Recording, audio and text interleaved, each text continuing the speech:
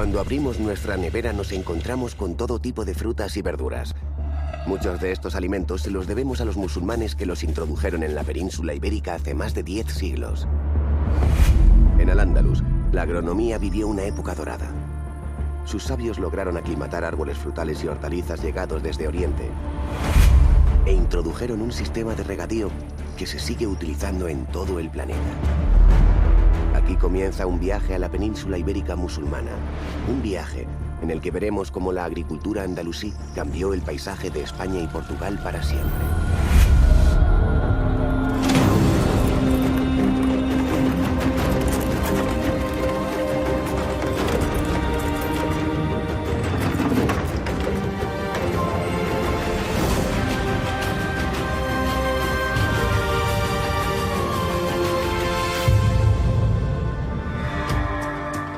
Cuando los musulmanes llegaron a la península ibérica, se encontraron un territorio dominado por una cultura visigoda que tenía un rico legado también histórico a sus espaldas. La península ibérica siempre había sido famosa desde tiempos romanos por ser un poco el granero de Roma.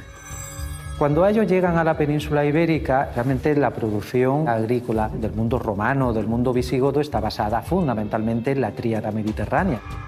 Sobre todo cultivar el trigo, el olivo, la vid, se ve que es lo que se hacía en ese momento. No había otra cosa. Cuando llega el mundo musulmán a la península, se encuentran ríos más caudalosos. Pensemos que vienen de Oriente Medio, vienen del Magreb, vienen del norte de África. El Guadalquivir significa río grande. Ellos no habían visto un río tan grande como ese. Los sistemas de regadío tienen una base romana, pero se expanden muchísimo más en época andalusí. Si hay tres palabras que van a marcar la cultura agrícola de Al-Ándalus son diversidad, tradición e innovación. Cuando los musulmanes entraron en la península ibérica, descubrieron que ante ellos se abría un territorio de enormes posibilidades para la agricultura. Los grandes ríos se unían a unos terrenos fértiles y a un clima benigno. Además, aquellos andalusíes contaban con sabios que supieron aplicar sus conocimientos a la agronomía.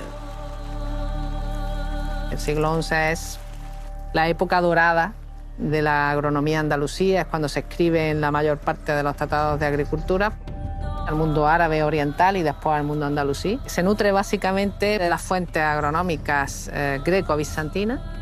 Los tratados o las obras de los agrónomos andalusíes marcan un momento máximo en lo que es la diversidad de la producción agrícola del Al-Ándalus. La figura más conocida dentro de la agronomía andalusí es el sevillano Ibn al-Awwam. Él describe justamente la segunda mitad del siglo XII y es un personaje cuyo libro de agricultura destaca por diferentes razones. Ibn al-Awwam es el encargado de recopilar todo lo que en ese momento prácticamente se sabía sobre cuestiones agronómicas. Y también gracias a un periplo que hizo extenso durante varios años fuera de Al-Ándalus, pues gracias a él también se introdujeron muchísimas especies nuevas.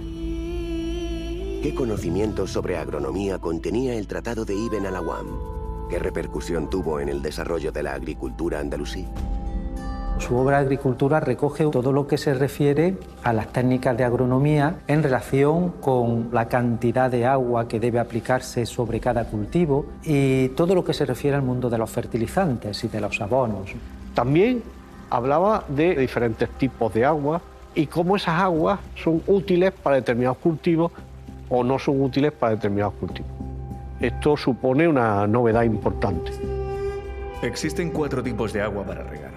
La de los pozos, que al ser muy fría no se aconseja para especies de invierno como las alcachofas o las berenjenas. Las de río, menos densas que las de pozo, pero excelentes para regar verduras con raíces comestibles.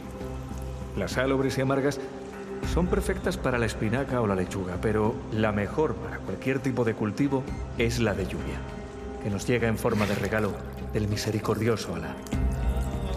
En definitiva, estos libros de agricultura de Al-Ándalus suponen una de las mayores contribuciones que en el ámbito científico conservamos. La publicación del Tratado de Agricultura de Ibn al-Awwam en el siglo XIX significó una revolución en la horticultura española.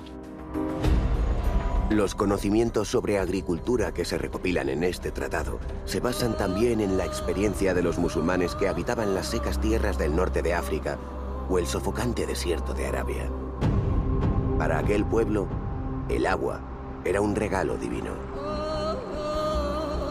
El Corán, como referente escrito, nos dice que el origen de la vida, de todos los seres y todo lo que conocemos, proviene del agua. Entonces, el agua se respetaba mucho, pero cuando el mundo musulmán llega a la península, se encuentra una infraestructura hidráulica decadente. Otra cosa interesante es que la agricultura de los romanos era una agricultura básicamente de subsistencia, puesto que no tenían grandes extensiones, les costaba mucho llevar el agua hasta donde ellos querían, por lo tanto eran buenos técnicos a nivel de utilización de agua, pero no de sacar provecho a la cuestión agrícola.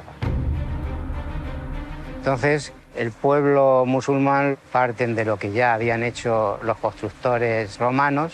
De hecho, aprovechan las norias hidráulicas que ya tenían. Las norias fluviales, que son esas grandes norias que suben el agua de los ríos y que la depositan en las acequias para el riego de los campos, de los jardines o simplemente para el abastecimiento de agua en grandes ciudades. Las norias tienen un tamaño diferente según la cota de altitud a la que tienen que elevar el agua. Entonces, si hay que elevar a una cota de 9 metros, pues tiene que construirse 2 metros más por encima de esos 9 metros. La noria vertical, que es fluvial, deriva del nombre árabe Naura, y al fin y al cabo Naura se la ha vinculado con el nombre de las gemidoras, por el ruido que producían estas norias al girar continuamente. Hay incluso una anécdota muy conocida de cómo la reina Isabel la Católica, en el Alcázar de Córdoba, decide desmontar en 1492 la gran noria de la Albolafía en el Guadalquivir, precisamente por el ruido que hacía y porque no le dejaba descansar. Las norias hidráulicas regaban las huertas y los campos de cultivo andalusíes. Pero ¿qué ocurría en los lugares donde carecían de estas vías fluviales? ¿Cómo lograban irrigar sus campos? La verdadera invención de los árabes es la noria de sangre, que es la noria de tracción animal. Era utilizada por ellos principalmente para sacar agua de pozos. Elevaban mucha menos cantidad de agua que la noria y normalmente sería para utilizarlo en jardines o pequeños huertos. Entonces eso da lugar a que sea un sistema minifundista, a que haya propietarios, pequeños propietarios, digamos, que se autoabastecen de su propia huerta. El uso de todos estos sistemas lo que ha permitido realmente es la multiplicación de la producción agrícola del Al-Ándalus. En la época del Al-Ándalus se instaló lo que era la forma del regadío. Nos dieron un sistema de arterias, podemos llamarlo así, que son las acequias.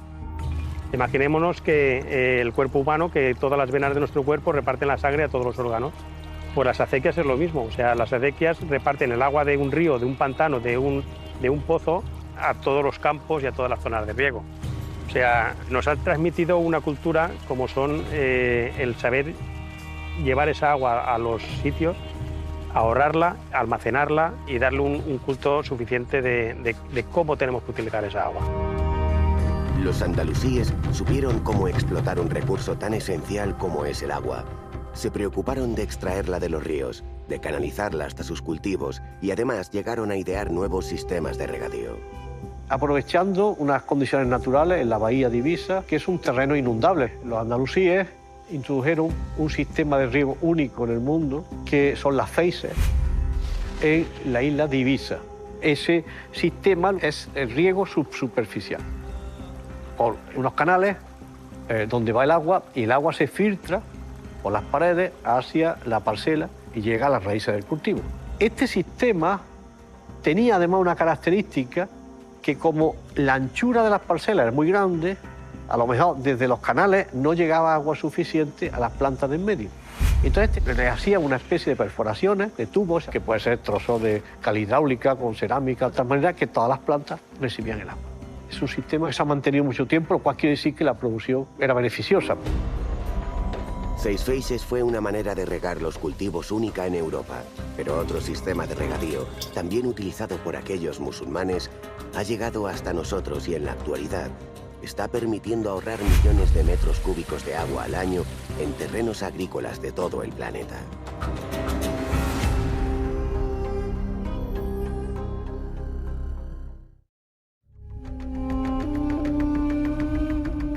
Sí es verdad que resulta absolutamente imprescindible el legado que Al-Ándalus nos dejó de cara a lo que es la utilización del agua para riegos. Entre los siglos XII y XIII, un sabio andalusí dejó en sus escritos varios sistemas de irrigación que permitían regar las plantas de los cultivos ahorrando mucha agua. Ibn al-Awwam era un personaje del sur de Al-Ándalus que expone nuevos sistemas técnicos para el riego y para la distribución del agua. Incluso se conserva algún dibujo con el diseño de algunos de estos sistemas. Lo más importante del agua es cómo regar. Y esa técnica de cómo regar es algo que ahora mismo se está recomendando como un riego sostenible. ¿Qué decía él? Pues decía, por ejemplo, para regar es preferible que usted le aplique el agua al pie de la planta, para que no se pierda, efectivamente. Entonces están los alcorques, digamos, pequeñas superficies alrededor de un árbol, donde el agua se quedaba estancada y justamente la tomaba la planta y no se perdía. Los alcorques que utilizaba Ibn al-Awwam en sus plantaciones se siguen aplicando hoy en día. Un sistema de canalización de aguas que aún continúa presente en muchas ciudades de la península ibérica. También, efectivamente, al-Awwam lo consideran algunos como el introductor del riego por goteo, que es un sistema que lo que hace es que usted aprovechar mejor el agua, o sea, pierde pero agua. Eso es sostenible. Sobre estos vasos se cuelga otro mayor, lleno de agua dulce, con un agujero como el del ojo de una aguja, y por esos orificios caerá el agua gota a gota. Este será el mejor medio para regar plantas con el favor de Alá. El riego por goteo en la actualidad mantiene el espíritu, digamos, de cuando los musulmanes se les ocurrió meter una vasija cerca de la planta. Con el riego por goteo lo que establecemos es un sistema de riego denominado de alta frecuencia. Es decir, yo aplico menos cantidad de agua, pero la aplico frecuentemente. Por lo tanto, tengo siempre agua a disposición de las raíces, que es localizar el agua allí donde la planta la necesita. Como media, se puede decir que gasta por del orden de un 40% menos que en los sistemas de regadío, como el riego por aspersión o el riego tradicional por superficie.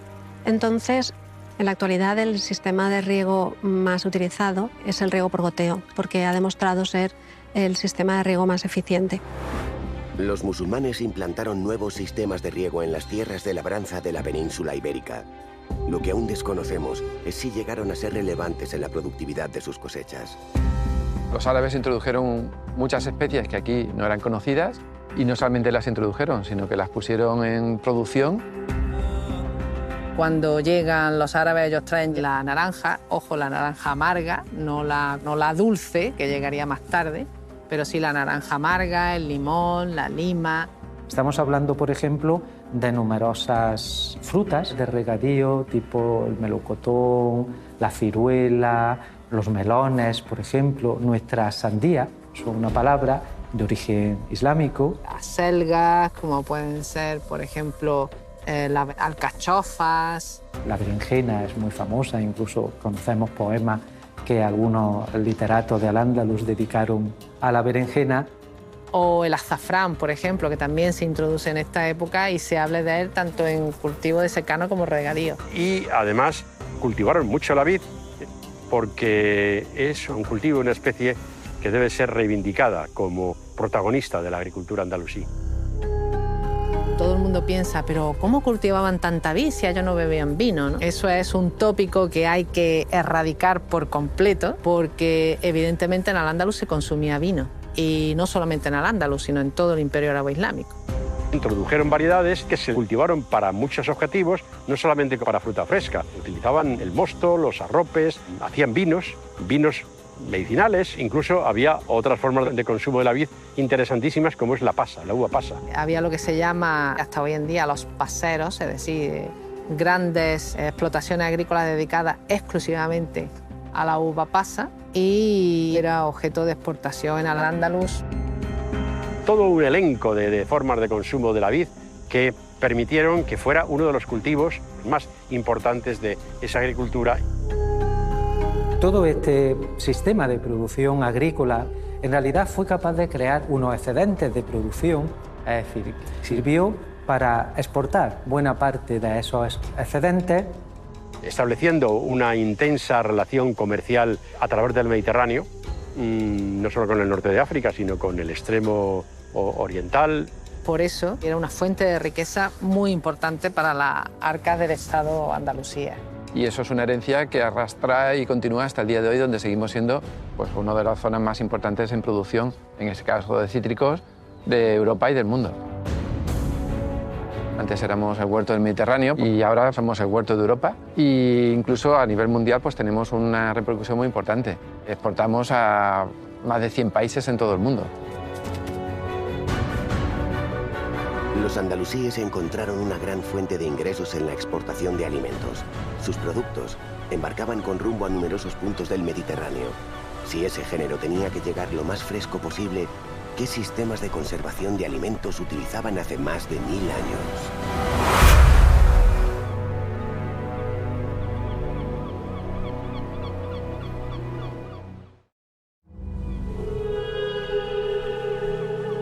Los andalusíes se vieron en la obligación de intentar conservar los productos más tiempo para poder exportarlos en viajes que podían llevar varias jornadas, incluso algunas semanas, y tenían que llegar a sus destinos en buenas condiciones. Si la conservación de los alimentos era un factor fundamental para el comercio andalusí, ¿qué métodos utilizaban para alargar la vida de esos productos? ¿Alguno de ellos lo seguimos utilizando en la actualidad? Uno de los componentes tecnológicos que mayor difusión alcanzó en Al-Ándalus y sobre todo que mayor huella ha dejado ha sido la producción de cerámica vidriada. La cerámica vidriada tiene un beneficio enorme desde el punto de vista de la salud, es decir, el vidriado de la cerámica impide el contacto de esos alimentos y sobre todo cuando los alimentos están depositados en este tipo de contenedores, pues se conservan muchísimo mejor y más tiempo. En la cerámica vidriada andalusí se conservaban alimentos como las berenjenas típicas de Almagro. Gracias a este legado musulmán, esta localidad de Ciudad Real todos los años produce más de 2 millones de toneladas de berenjenas. Además, los andalusíes implantaron una manera de preservar los alimentos con una base científica que seguimos utilizando en el siglo XXI. Las técnicas pues, que eran a veces pues, bastante sofisticadas. Por ejemplo, Ibn Basal, uno de los agrónomos toledano, autor de uno de los tratados más interesantes de agricultura, dice, si quieres preservar a tu silo, a tu lugar donde almacenas el cereal, de las plagas o de otros insectos, coloca piedras imantadas alrededor. De esa manera, pues las hormigas acaban huyendo de tu silo. ¿Por qué? Porque esos insectos tienen una capacidad de orientación, una magnetorrecepción, que si les colocas un imán al lado, pues les perturbas, se despistan. Ellos no conocían de esa base científica de la magnetorrecepción, pero sí hacían uso de ese conocimiento y recomendaban colocar piedras imantadas alrededor de los lugares en los que acumulaban o guardaban alimento. La conservación de los alimentos contribuyó a aumentar la producción agrícola y también las exportaciones por el Mediterráneo. Además, aquellos musulmanes introdujeron nuevas frutas y verduras desconocidas en época romana y visigoda, destacando los cítricos, que ocuparon un lugar relevante en los cultivos andalusíes. Fueron los musulmanes andalusíes los que introdujeron el limonero y la lima. Lo que ellos traen es el naranjo agrio. Y no era muy querido, porque ¿para qué servía el naranjo agrio? Porque no se comía, era naranjo amargo. Y se podía usar en cocina para dar un poco de olor, pero no se comercializaba la fruta para la mesa. Evidentemente, la zona de implantación era el sur y el este de la península. En la actualidad, en la península podemos encontrar cultivos de cítricos en zonas muy amplias. Son zonas costeras, porque no hiela, y eso es muy importante para los cítricos, y también en las cuencas fluviales de estas zonas. Y eso es una herencia que arrastra y continúa hasta el día de hoy, donde seguimos siendo pues, una de las zonas más importantes en producción del mundo. Anualmente en España se producen alrededor de 7 millones de toneladas de cítricos. Ocupa una superficie de algo más de 300.000 hectáreas y eso nos hace ser el sexto productor mundial de cítricos. Para hacernos una idea de la importancia de los cítricos en España, es importante señalar que la extensión de estos cultivos es muy superior a todo el territorio de Luxemburgo. Es evidente que la llegada de los musulmanes en el siglo VIII a la península ibérica se tradujo en una revolución que cambió la forma de cultivar las tierras y alimentarnos para siempre. Entre el siglo X y el siglo XIV va a haber una evolución agrícola que se traduce en una mejora de las técnicas de cultivo, una mejora de las técnicas de riego.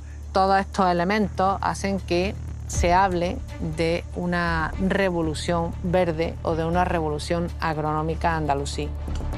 Ibn al-Awwam es un personaje importante, puesto que en su Tratado de Agricultura dice que hay que vivificar todas las tierras. No se deja en barbecho a ser posible la tierra, sino que se van rotando los cultivos para que siempre haya variedades distintas. Entonces, pues eso multiplica las posibilidades de la dieta andalusí, que no existe en otros puntos de la península en ese momento bajo dominio cristiano. La palabra diversidad es una de las claves del paradigma del universo agrícola que permite la revolución andalusí. Esa diversidad permite una riqueza económica que se traduce en artesanía, en industria, pero con una capacidad de autosuficiencia que elimina la externodependencia. Esa externodependencia que lamentablemente ha llevado a veces a revoluciones agrícolas equivocadas que al final han acabado en hambrunas por un excesivo compromiso solamente con un cultivo. Eso no va a pasar en el andaluz. El Tratado de Ibn al-Awwam reunía casi todos los saberes en el campo de la agricultura. Un escrito que volvió a tener muchísima relevancia en la España del siglo XIX.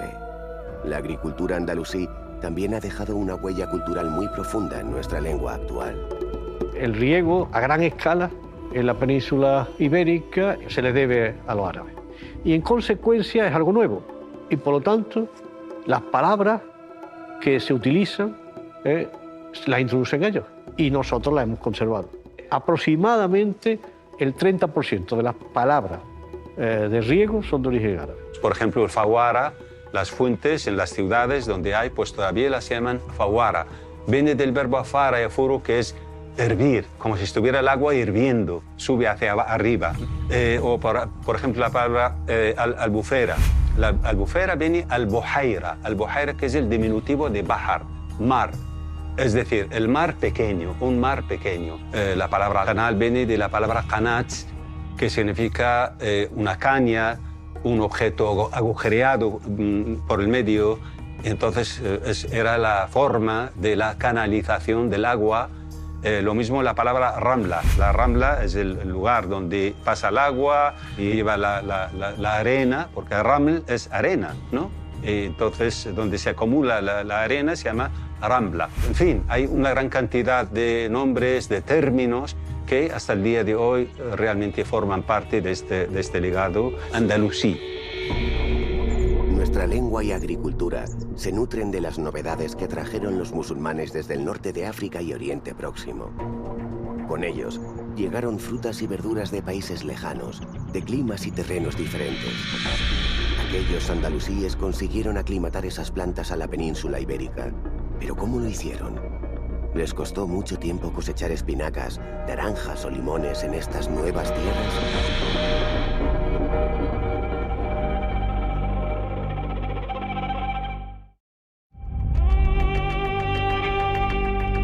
Esta riqueza de la agronomía que introducen los musulmanes, pues que esa no se genera en 2 días. Si, por ejemplo, se llegó en el 711, hay que esperar por lo menos al siglo IX, al siglo X, para que haya ese esplendor y ese enriquecimiento económico en todos los aspectos. Por tanto, en ese proceso de desarrollo tuvo que pasar por lo menos 3 o 4 generaciones, seguramente.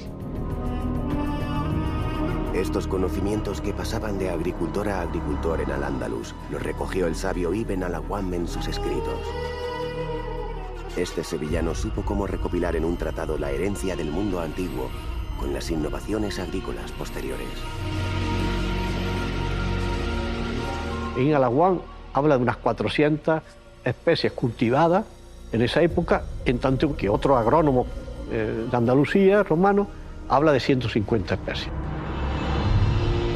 Entonces, claro, yo puedo traer de Oriente una planta, pero claro, hay que adaptarla a las nuevas necesidades del sustrato, del terreno, del clima, de la vegetación. Entonces ahí tuvo que haber una domesticación y una adaptación que eso se ocurre después de varias generaciones puesta en producción. En el Tratado de Al-Awwam se pone en evidencia la importancia de la experimentación, la importancia también de la transmisión de conocimiento. El libro de Al-Awwam es un tratado completo de agricultura. Entonces, por ejemplo, el libro tiene cuestiones de trasplante injertos. El libro es un tratado muy importante de esas técnicas. De hecho, es verdad, él tenía su propia finca de Sevilla, donde ensayaba y comprobaba estas cuestiones. Mucho se ha hablado sobre intercalar las higueras entre los viñedos, como sucede en otros países que rezan a nuestro dios Alá. Pero las tierras y el clima de Al-Ándalus son muy diferentes. Aquí no queda más remedio que sembrar este frutal fuera de las viñas por el bien de ambas plantas. Ibn al-Awwam experimentaba en sus tierras con las especies que llegaban de Oriente o del norte de África. Esta hacienda se sumaba a otros terrenos de cultivo, donde también se buscaba la aclimatación de estas nuevas plantas. En Al-Ándalus había muchos jardines botánicos donde se probaba la aclimatación, ¿no?, de las especies y tal. Entonces, esto es muy conocido en Toledo y en Sevilla. Los jardines en Al-Ándalus fueron una pieza excepcional. La jardinería andalusí nace en Al-Ándalus probablemente inspirada en modelos orientales como el egipcio o como el persa, pero aprovechando también la tradición ibérica, especialmente la hispano-romana. De Al-Ándalus hay 5 jardines que han llegado hasta nosotros permanentemente vivos. Quizá el patio de la acequia sea el jardín palaciego más antiguo del mundo. Estamos hablando de un jardín que, tal y como lo conocemos, existe desde cerca de 800 años. Es una cosa excepcional. Y entonces esto estaba en las cortes de los monarcas, ¿no?, sobre todo a partir de la época taifa, y ellos tenían sus jardines botánicos y esto era, bueno, como las investigaciones estas que hoy día hacen los agrónomos, pues esto mismo lo hacían los andalusíes en los jardines botánicos. Los andalusíes lograron adaptar muchas de las plantas que llegaban de regiones con un clima muy diferente al que tenemos en la península ibérica. Esta inquietud por mejorar y ampliar los cultivos sigue siendo el objetivo primordial de los agrónomos del siglo XXI. El interés de los andalusíes por la adaptación de las nuevas especies sigue vigente, pero además se busca cada vez más innovación en lo que son los cultivos. Buscamos unas características ligeramente distintas, o en algunos casos muy distintas, a lo que ellos estaban buscando. Por ejemplo, las variedades que se sacan al mercado actualmente son muchísimo más productivas, es decir, sacamos más kilos por planta, tienen un mejor sabor, tienen un mejor comportamiento post cosecha, porque han sido las características que se han ido mejorando en los últimos años. Y además las herramientas y el cómo se hace pues han cambiado mucho, porque ahora tenemos un conocimiento muchísimo más profundo de cómo es la biología de las especies. Por tanto, la combinación favorece que se pueda realizar un estudio mucho más rápido en el tiempo y con una mayor precisión que la que tenían los andalusíes. Si los andalusíes experimentaban con las plantas en los jardines botánicos, ¿dónde lo hacen los ingenieros agrónomos en la actualidad? La metodología para poder desarrollar estas nuevas variedades es diversa. Por ejemplo, se pueden hacer una mejora mediante cultivo in vitro. Entonces, primero esterilizamos lo que es el explante de material vegetal y lo ponemos a cultivar. A continuación, ese explante lo llevamos a una cabina de cultivo, de germinación. En este caso, lo que queremos es producir una planta entera a partir de estos explantes, que cuando ya tiene un cierto tamaño, ya la volvemos a pasar lo que es al campo y crece. El paso del jardín botánico a los campos de cultivo en tiempos de Al-Ándalus no siempre era garantía de éxito. ¿Tienen este problema los agrónomos actuales? ¿De qué manera se pueden comprobar que estos árboles frutales, nacidos en el laboratorio, poseen las características deseadas? Ahora vamos a cortar una muestra de hoja para a continuación hacer la extracción de ADN.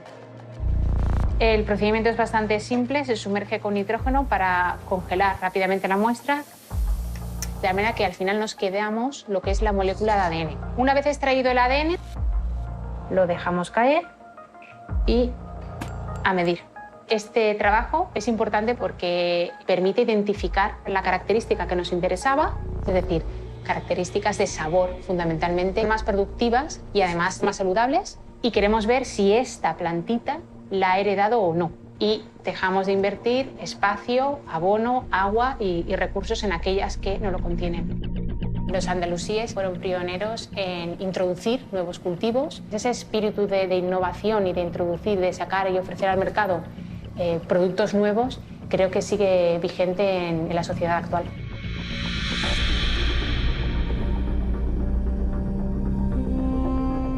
Algunos de los jardines de Al-Ándalus funcionaron como los laboratorios agronómicos actuales. Por allí pasaron muchos de los cítricos y hortalizas que conocemos hoy en día. ¿Ocurrió lo mismo con las plantas ornamentales? ¿Experimentaron con flores o solo se preocuparon por el cultivo agrícola? Mucho antes de que los Países Bajos descubriera el tulipán, pues ya lo conocieron en el Andaluz, porque Abul Khair habla de una flor de un color amarillo metida dentro de otra flor de color naranja.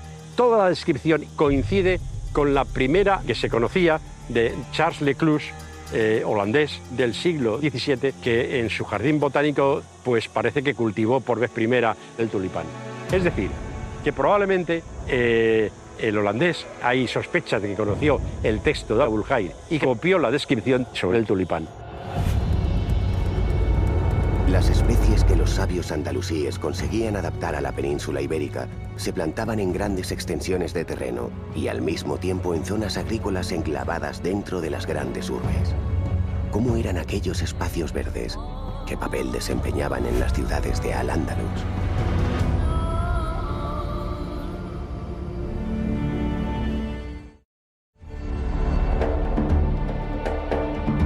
En Al-Ándalus existieron grandes huertas periurbanas que conocemos con el nombre de almunias. El caso de las almunias se desarrolla fundamentalmente para recreo y explotación agraria también, las dos cosas.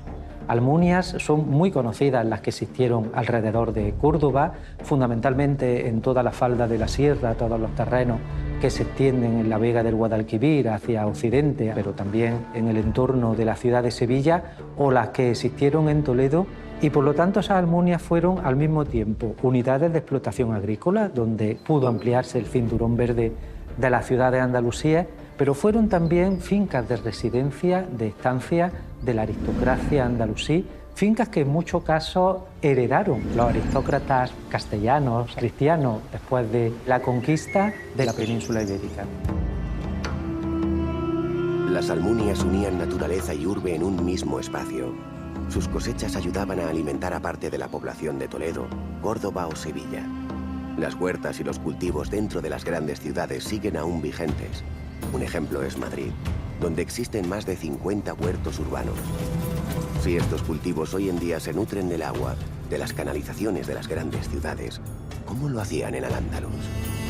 Al-Awwam da una serie de técnicas y una serie de recomendaciones sobre dónde podía localizar agua subterránea para regar. Entonces, pues, efectivamente, decía determinado tipo de vegetación indican que efectivamente puede haber agua relativamente próxima a la superficie. Por ejemplo, dice que donde hay esparto se puede dar agua. Y además hay ciertos insectos que a lo mejor son indicadores de que pueda haber agua, como pueden ser hormigas. Y después también daba orientaciones al agua de cómo hacer esos pozos, cuándo hacer esos pozos. O sea, que un pozo hay que hacerlo en agosto, que es cuando no hay agua. Porque si tú haces un pozo cuando hay agua, pues te la encuentras, y cuando llega agosto ya no hay agua. En las zonas alejadas de los grandes ríos, el agua tomaba una importancia aún mayor. Con la proliferación de huertas o campos de cultivo, es fácil imaginar las disputas que pudieran surgir entre los campesinos por el reparto de este preciado recurso. El uso del agua en lo que es la agricultura tiene muy en cuenta las normas del Corán.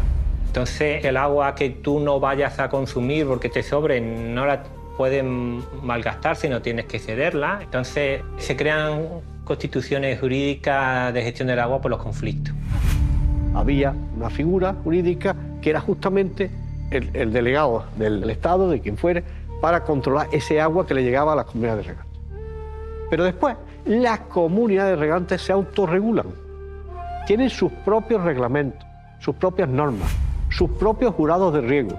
Existen algunas instituciones que han llegado a nuestros tiempos.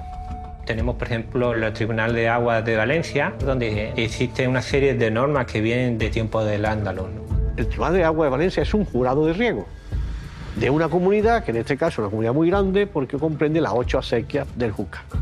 El tribunal empieza a estar documentado a partir de 960, durante la época del Califato de Córdoba, y desde entonces pues, ha ido evolucionando hasta nuestros días. Nos reunimos pues, todos los jueves del año aquí en la Plaza de la Virgen, en la Puerta de los Apóstoles del Miguelete. El alguacil empieza a nombrar las acequias de arriba hacia abajo y de la margen derecha y después a la izquierda. Y si hay algún denunciado, entonces se le pregunta al denunciante. Y entonces le dictan una sentencia y lo que se haya acordado allí es lo que tiene que cumplir el denunciado. Estos tribunales llevan siglos dirimiendo las disputas por las aguas que riegan en las huertas. Pero el agricultor también podía enfrentarse a otro problema de difícil solución: las plagas. En la actualidad sabemos que un ataque masivo de insectos supone la pérdida de cosechas y cultivos. Pero ¿cómo hacían frente los campesinos de Al-Ándalus a este problema? ¿Lograron sus agrónomos frenar aquellas devastadoras plagas? En el libro de Al-Awwam se citan plagas como gusanos, también habla de langostas, de escarabajos. A nivel de soluciones y remedios, naturalmente utilizaban muchos estiércoles, cenizas, leche de oveja, vinagre o arrope de dátiles, es decir, principalmente eran productos y sustancias naturales. Para ahuyentar los ratones que merodean los cultivos, presento esta solución con el favor de Alá. Llénese de paja la entrada de la ratonera y échese sobre ella algún pez ya podrido.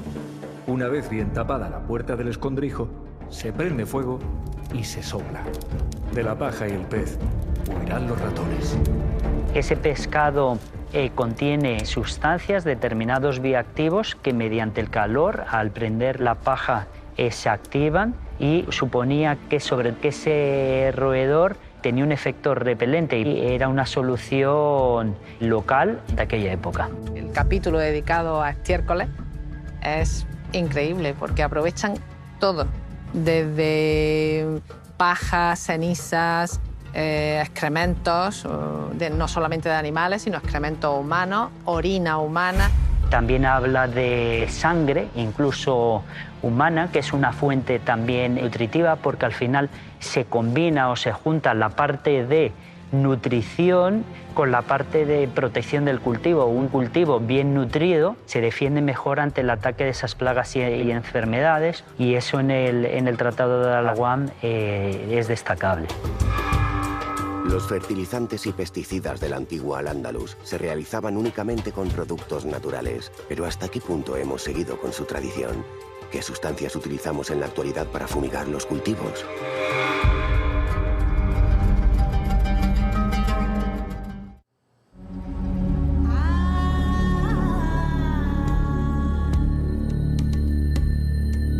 Las similitudes entre los biofertilizantes y biopesticidas que se empleaban en Al-Ándalus hace 8 siglos y los que se emplean actualmente sobre todo radica en el empleo de sustancias de origen natural. Lo que ha evolucionado y cambiado muchísimo es el conocimiento que actualmente tenemos sobre ello. Por ejemplo, este biofertilizante a base de microorganismos probióticos está altamente concentrado. Contiene por mililitro más bacterias que población humana en todo el planeta. Con 2 litros de este producto podemos biofertilizar cerca de 1 hectárea, lo cual equivaldría a emplear 10.000 kilos de un estiércol que se utilizaba en Al-Ándalus hace 8 siglos, lo cual nos da una idea de la dimensión de este tipo de productos. Los fertilizantes pudieron ayudar a la mejora de la producción de las tierras andalusíes y a la vez contribuir al cambio de la forma de alimentarse de los habitantes de la península ibérica de la época. En la España no andalusí se consumían muchas harinas cocinadas con algún tipo de verduras y hortalizas tipo coliflor, col, berzas y nada más. La verdad es que la dieta musulmana introdujo cambios revolucionarios a base de alimentos de mucha calidad. Por ejemplo, ellos introdujeron desde el azafrán, el perejil, el comino, el cilantro, el jengibre. Y todos esos condimentos no son solo para dar buen sabor a las comidas, es que tienen una cantidad de lo que hoy llamamos fitoquímicos, que son elementos que protegen y que ayudan a la vida celular, el metabolismo, que alargan la vida, que son antioxidantes, aunque no sean propiamente vitaminas. Entonces, los médicos andalusíes tenían muy en cuenta la dieta. De hecho, ellos incorporan el concepto clásico quiere decir griego, de dieta como manera de vivir para prevenir enfermedades y para curarlas. La abundancia de frutas y verduras en Al-Ándalus se produjo por el incremento de la productividad agraria bajo el dominio musulmán. Si los agricultores andalusíes convirtieron tierras baldías en zonas de cultivo, ¿hasta qué punto ayudaron a modificar los campos de la actual España y Portugal? En la península ibérica, el gran cambio de paisaje es la introducción, generalización de los sistemas de regadío en zonas donde hasta el momento no se utilizaban. Por ejemplo, la zona de Guadix, en la provincia de Granada, donde el paisaje de secano con cierta densidad de población romana cambia a la llegada de las poblaciones arabo-bereberes y la introducción del regadío de forma sistemática en los fondos de valle, creando un paisaje similar a los oasis. Otro ejemplo muy significativo sería Elche. Lo que había en la zona de Elche, pues probablemente un paisaje de cultivos de secanos. Entonces construyen su palmeral en la provincia de Alicante, donde se recrea un sistema de oasis, esta vez ya muy típicamente árabe. Y un tercer ejemplo sería la vertiente sur de la Sierra Nevada, las Alpujarras, donde el agua abundaba y la llegada de las nuevas poblaciones hace que se crean grandes sistemas de regadío y los núcleos de población como pequeños caseríos de pocas casas asociadas a estos parcelarios ha creado un paisaje nuevo, muy típico. La gente en la Alpujarra va a ver esto hoy en día, sin saber que este paisaje es de creación andalusí. La agricultura que los andalusíes implantaron en la península ibérica fue la responsable de los cambios en el paisaje en muchos puntos de España y Portugal. Un sistema agronómico en el que tuvo una especial relevancia el Tratado de Ibn al-Awam.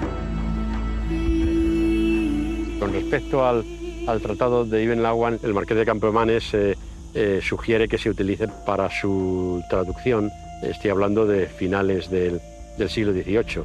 Campomanes, él quería dar un impulso a la agricultura hispana y claro, se dieron cuenta en ese momento de que no había teoría agronómica y en pleno siglo XVIII pues tuvieron que volver sus ojos a la agricultura andalusí. El Tratado de Agricultura de Ibn al-Awam significó una revolución en la agricultura española. Se incorporan unas prácticas que se hacían realmente en Al-Ándalus y que curiosamente supone un avance realmente extraordinario. Si uno busca Todos los tratados de horticultura, de jardinería, que se publican en España en el siglo XIX, sistemáticamente citan a Ibn al-Awwam. Actualmente, tener acceso a esos tratados tipo el de Al-Awwam nos permite poner en evidencia la importancia de guardar ese conocimiento y de transmitir ese conocimiento de una generación a otra sin que se pierda. La industria agrícola de la península ibérica sería muy diferente sin los conocimientos y nuevos cultivos que hemos heredado de aquellos andalusíes. Gracias a ellos, los cítricos son una realidad en el levante español, como también las espinacas, berenjenas, sandías y melones que se comenzaron a sembrar bajo la dominación musulmana. Los sabios de Al-Ándalus sabían cómo buscar aguas subterráneas y llegaron a la conclusión de que una de las maneras más eficientes de regar los cultivos era por goteo. Este extraordinario legado agrícola es comparable con los conocimientos que hemos heredado de otros campos de la ciencia. Las primeras operaciones de cataratas en la península ibérica las realizaron médicos andalusíes, y la pólvora desembarca en Europa de la mano de aquellos musulmanes. Una herencia que seguiremos descubriendo en Al-Ándalus, el legado.